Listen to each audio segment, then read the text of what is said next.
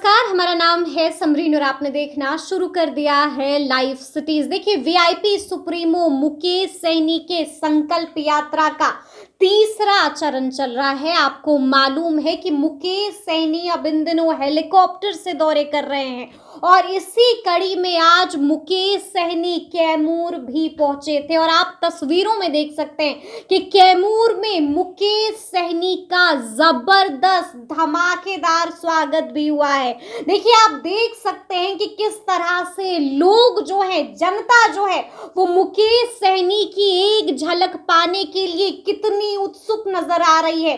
और यहाँ पर मंच से ही मुकेश सैनी ने खूब दहाड़ा भी है। आपको बता दें कि मुकेश सैनी ने साफ साफ कह दिया है कि पीएम मोदी अगर ये एक काम कर देते हैं तो उनके लिए हम प्राण देने को भी तैयार हैं। अब ऐसा काम क्या है जो पीएम मोदी कर देंगे तो गदगद हो जाएंगे मुकेश सैनी? क्या कुछ कह रहे हैं, एक बार आप खुद सुनिए। कैमूर में तो इससे पहले भी निषाद आरक्षण संकल्प यात्रा के जरिए रथ के द्वारा हम लोग बहुत सारे एरिया को कवर किए थे। अभी पूरे बिहार में, यूपी झारखंड में 14 जगह जनसभा किया जा रहा है, उसमें से एक जनसभा अभी कैमूर में किया गया है। और आपने देखा किस तरीके से लाखों की संख्या में, हजारों की संख्या में यहाँ पे निषाद समाज आए, अपने हक अधिकार के लिए आह्वान किए और सभी ने हाथ में गंगा जल लेकर गंगा माता का सौगंध खा लिया है कि हर हाल में अपने बच्चे को पढ़ाएंगे, लिखाएंगे, काबिल बनाएंगे, साथ ही अपना वोट को बेचेंगे नहीं। हम अपना वोट को अपने नेता, अपने पार्टी के कहने पे गिराएंगे। जो हमारा दोस्त बनेगा उसको जिताएंगे, जो दुश्मन होगा उसको हराने का काम करेंगे। तो आज यूपी, बिहार, झारखंड में तकरीबन अभी 48-50 लाख निषाद को हम लोगों ने हाथ में गंगा जल देकर संकल्प करा लिया।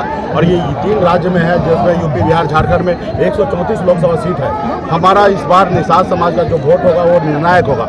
हम लोग जिनके साथ जाएंगे वो 60 लोकसभा सीट जीतेंगे और जिनको हम लोग दुश्मन बना लेंगे वो 60 लोकसभा सीट हारेंगे। तो ये बड़ी शक्ति, ताकत दिखा होगा।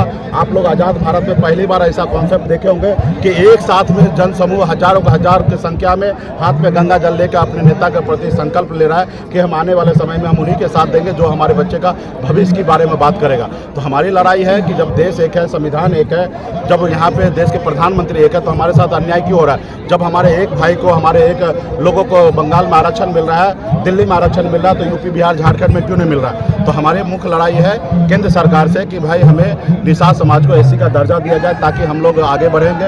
आज यूपी, बिहार, झारखंड में जाइए, एक निषाद का बेटा कलेक्टर नहीं है। तो कहीं ना कहीं हम लोगों को सरकार की तरफ से विशेष सहायता मिले, विशेष योगदान मिले, हमें आरक्षण मिले ताकि हमारे भी बच्चे पढ़ लिख कर आगे बढ़ेंगे, समाज के सामने बराबरी करेंगे। तो कहीं ना कहीं इसकी लड़ाई हम लोग लड़ रहे हैं और केंद्र सरकार को भी सोचना है। तो आने वाला समय में केंद्र सरकार को सोचना, और हमारे पास तो वही नाव है। भगवान राम जी को हम लोगों ने पूर्वज पार लगाए थे।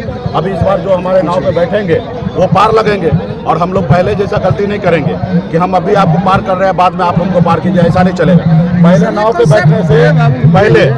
बैठने से पहले आप हमारा आरक्षण लागू करोगे तब बैठने देंगे, वरना नहीं देंगे बैठने के लिए। और जबरदस्ती की अगर कोशिश करोगे तो बीच नदी में लेकर जाकर नाव को पलटी मार देंगे ताकि वहाँ तुम डूबोगे। और हम लोग तो केवट के संतान है, गंगा माता के संतान है, हम लोग तैर के बाहर निकल जाएंगे। तो इस बार स्पष्ट है, आरक्षण नहीं तो गठबंधन नहीं, गठबंधन नहीं तो वोट नहीं, वोट नहीं तो दिल्ली का सरकार नहीं। आप इंडिया को कह रहे हैं कि एनडीए को कह रहे हैं? एनडीए को कह रहे हैं। देखिए, हमारी लड़ाई तो देश के प्रधानमंत्री से है। देश में जिनकी सरकार है वही हमारी मांग को पूरा करेगा। अभी तो मोदी जी को ही पूरा करना है और ये राज्य का भी मामला नहीं है, ये केंद्र सरकार का मामला है। राज्य से तो नीतीश कुमार जी 2015 में ही अनुशंसा करके केंद्र सरकार को भेज दिया कि भाई निषाद समाज को एससी एसटी का आरक्षण दीजिए।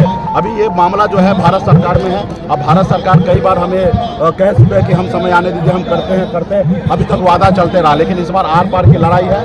इस बार हम लोग धनुष में से तीर निकाल दिए। अभी मोदी जी को सोचना है कि अपने सीने पे लेना है कि बचना है, ये अभी मोदी जी को सोचना है। आरक्षण दे देंगे तो बच जाएंगे, आरक्षण नहीं देंगे तो उनको इस बार निषाद का वोट से दूर रहेंगे। आरक्षण मिल जाएगा तो कितने सीटों में बिहार में चुनाव लड़ेंगे? अरे भाई, आरक्षण मोदी जी दे दे, वो हमसे प्राण मांगेंगे तो हम प्राण देने के लिए तैयार हैं। तो हमें चुनाव नहीं, देखिए हम हमारी पॉलिटिकल पार्टी है, हम चुनाव जरूर लड़ेंगे। लेकिन अगर मोदी जी हमको उपकार कर दे, आरक्षण दे दे, तो फिर लड़ाई उड़ाई की बात नहीं। हम तो उनको जो बोलेगा वो हम करने के लिए तैयार है। अगर वो आरक्षण नहीं देंगे तो निश्चित तौर पे उन्हीं को नुकसान देने के लिए हम लोग लड़ाई। तो सुना आपने क्या कुछ कहा है वीआईपी सुप्रीमो मुकेश सहनी ने। देखिए, आपने देखा है कि एक तरफ मुकेश सहनी ने खुला अल्टीमेटम, बड़ी वार्निंग भी दे दी है और वहीं दूसरी तरफ ये भी कह दिया है कि अगर आप हमारी ये बात, ये मांग मान लेते हैं तो आपके लिए हम कुछ भी कर सकते हैं। तो अब देखना होगा कि आगे क्या कुछ होता है, लेकिन इस तरह के तमाम अपडेट्स के लिए ऐसे ही हमारे साथ बने रहिएगा और देखते रहिएगा लाइव सिटीज। बहुत शुक्रिया।